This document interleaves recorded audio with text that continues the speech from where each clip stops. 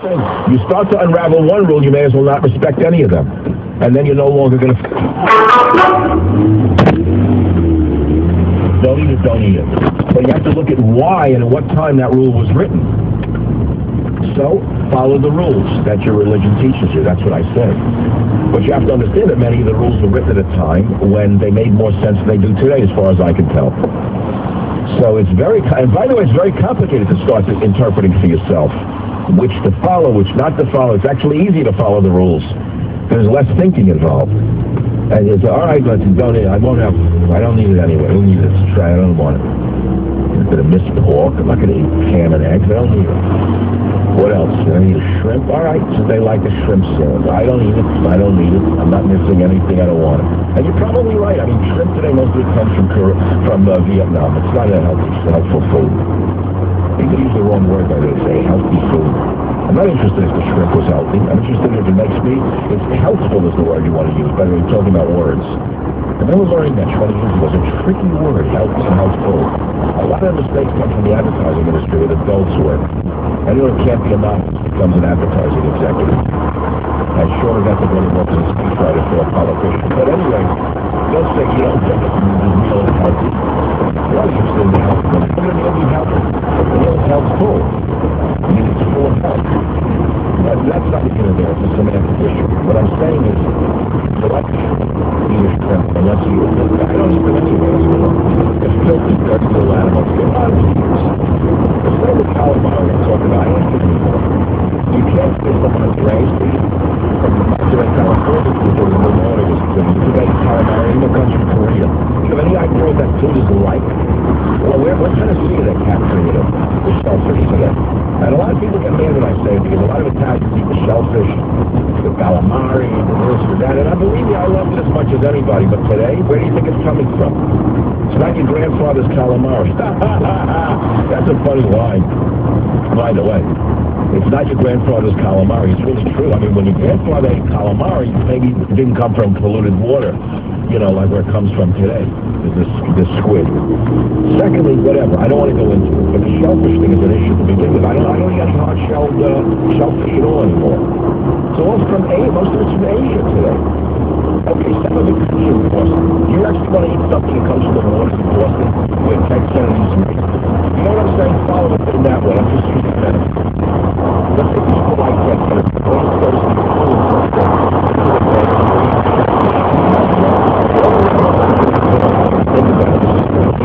and then the shellfish.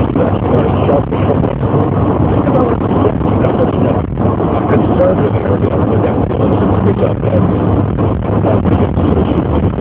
I'm just saying, this is what they live on. They're on the planet. It's disgusting.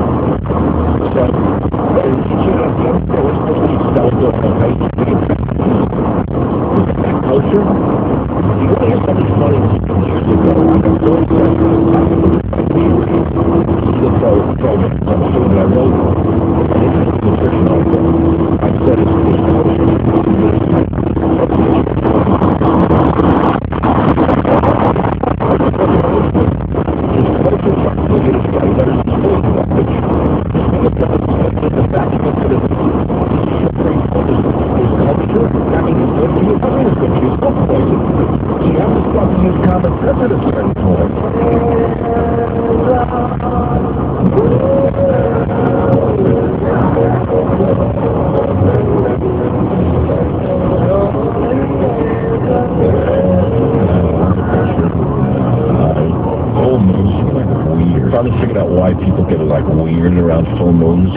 I didn't have to look it up on the internet. I was on my deck right over the bay, looking at the moon, like staring at it. Like I can't sleep well.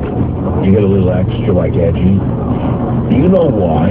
You know why that? It's an adaptation. Take a guess. Will you turn it off already? They can't hear me and listen to that. Do you know why you get weirded out on full moons?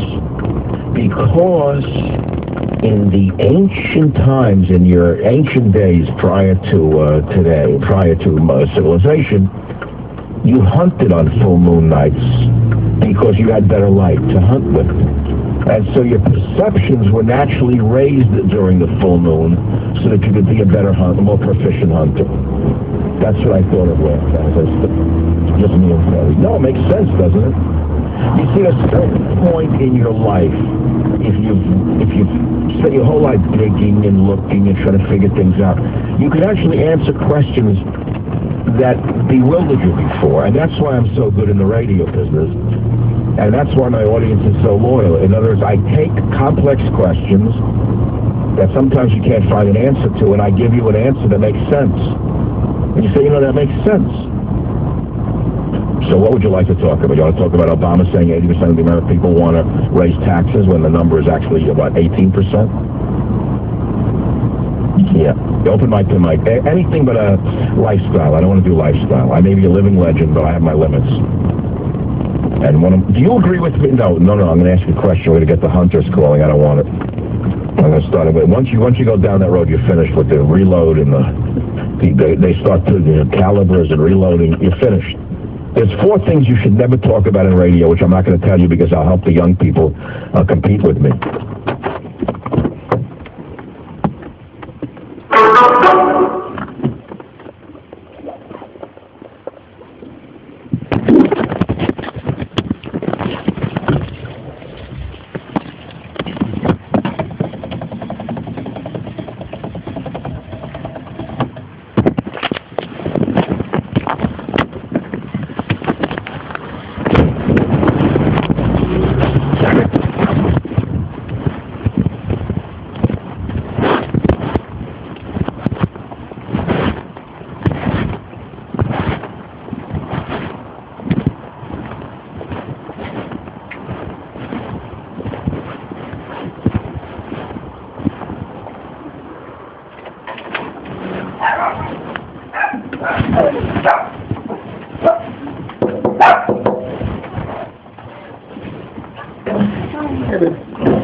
Good, how are you?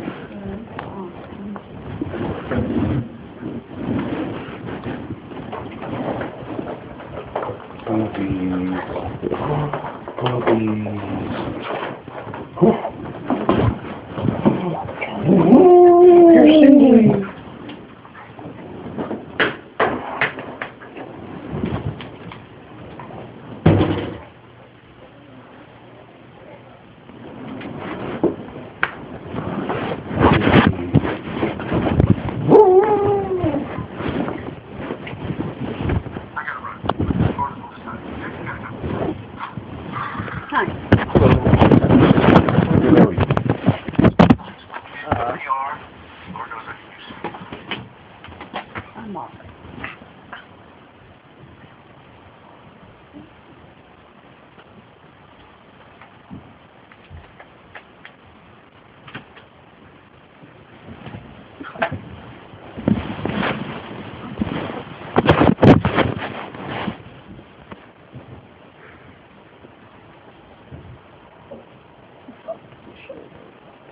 My neck. Oh. Slept on what? I've never had my neck and shoulder hurt like that in the sleep.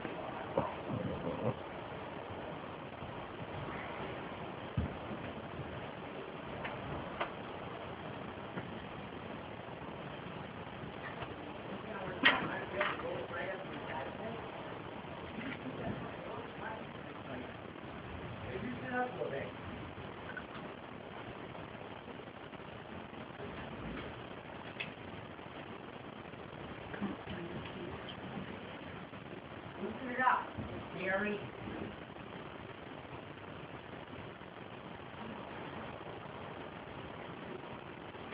Open up more.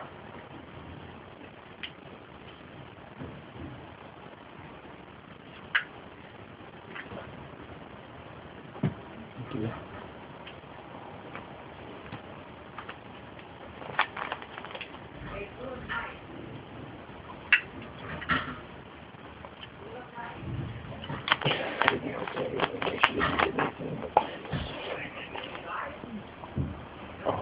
Not even that. I just helped my mom in the garden today, and I took pictures, and we already ate, and I did the dishes.